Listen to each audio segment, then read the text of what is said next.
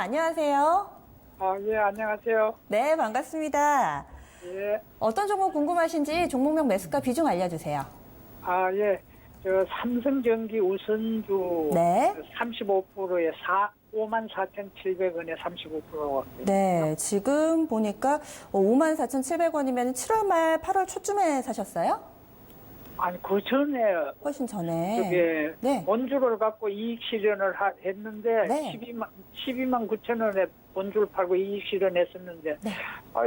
조금 기다렸다 다시 살려고 그러니까 본주가 너무 많이 날라갔죠. 올라가고 이거 네. 우선주가 안 올라갔길래 샀더니 오를 때는 찔끔 오르고 내릴 때는 훅 많이 떨어지고 해가지고 네. 드렸습니다. 지금 약간 좀 걱정이 되실 것 같은데요.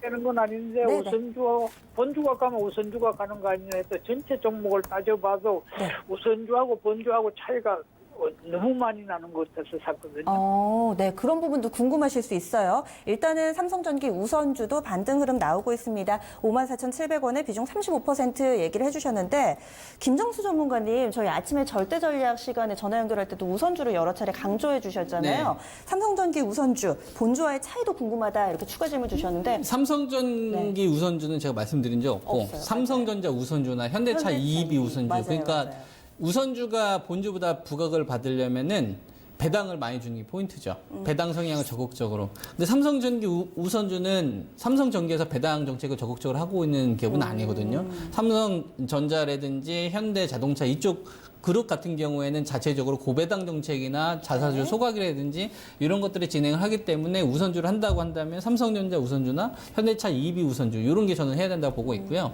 그다음에 삼성전기 우선주와 삼성전기는 말 그대로 우선주 이전에 그냥 주가 흐름 연동 정도 된다라고 보시면 될 것 같습니다. 그러니까 계리율 보고 투자하는 포인트는 아니에요. 계리율을 보고 투자해야 되는 주식은 아니고 네. 계리율을 보고서 투자를 한다고 한다면 대형주를 해야죠.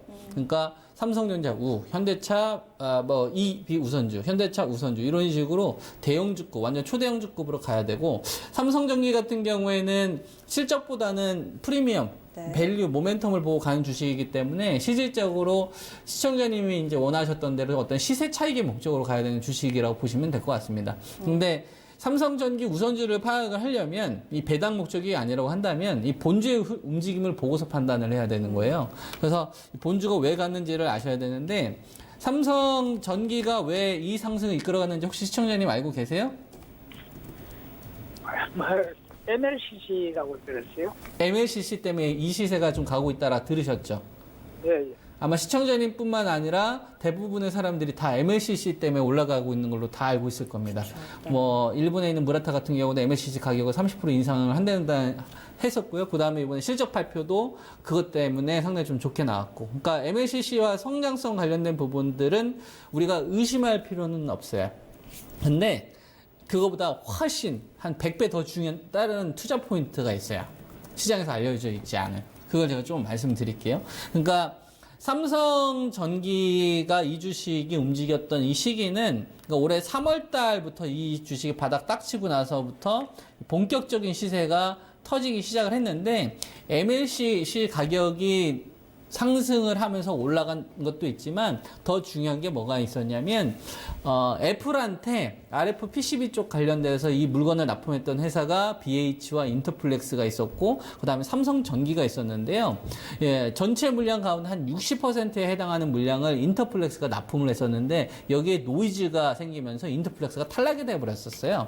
그래서 요 시점에 인터플렉스 같은 경우가 폭락을 본격적으로 시작을 해가지고 지난해 말에 있었던 그렇죠. 것이죠. 12월 달부터 시작을 했고 그 다음에 실질적으로 이게 문제가 확정된 것까지 보게 되면 3월 달부터 2차 하락이 진행이 됐던 거죠.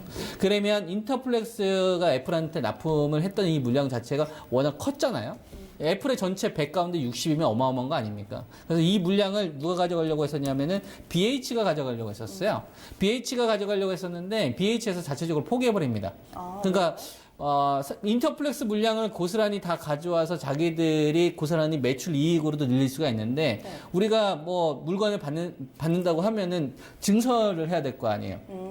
증설에서 오는 리스크도 크다 이거죠. 지금 당장의 능력치가 안 돼요. 그렇죠. 그러니까 자기들이 감내할 수 있는 수준을 벗어나게 되면 조금 욕심부렸다가 호되게 당할 수도 있겠구나라고 해서 그걸 BH에서 포기해버려요. 그러면은 애플의 입장에서는 일본 업체를 선택을 하든지 아니면 삼성전기를 선택을 해야 되는데 일본 업체에서 우리 못하겠다 포기해버렸어요. 그래서 그 물량을 삼성전기가 싹쓸이 하기 시작을 하면서 인터플렉스가 가지고 있는 이 물량을 싸그리 다 가져오기 시작을 하면서부터 삼성전기가 확 시세가 좋아졌던 겁니다. 여기에 이제 재수 좋게 MLCC까지 초황 흐름 나오면서 이 상승 흐름이 작년도 올 3월 달부터 이 시세가 이어졌던 거고요. 그러니까 아직 알려져 있지 않았던 부분은 제가 지금 방금 전에 말씀드렸던 이게 더 중요했던 거예요. 그리고 MLCC와 관련된 부분들을 잘 생각을 해보면 이 호황이라는 것이 언제까지 갈 것이냐. 만약에 주식이라는 것이 기대치를 계속 이어지려면은 어떤 변수가 등장을 하거나 어떤 뉴스가 등장을 하거나 실적 발표가 좋게 나오게 되면 호재가 나오게 되면 시장의 기대치를 넘어서는 실적이 나오게 되면 주가라는 것이 더 치고 가야 돼요. 왜냐하면 기대감이 살아있는 상태니까.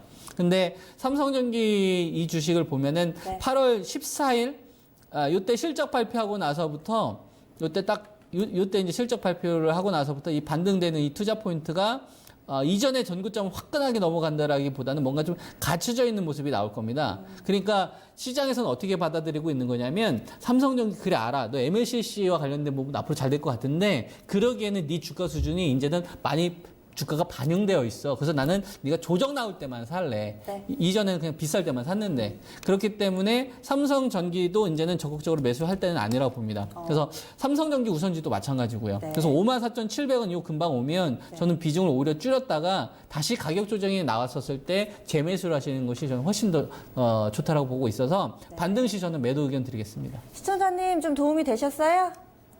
예, 고맙습니다. 네, 성공 투자하세요. 예, 고맙습니다. 첫 번째 종목 삼성전기 우선주였습니다.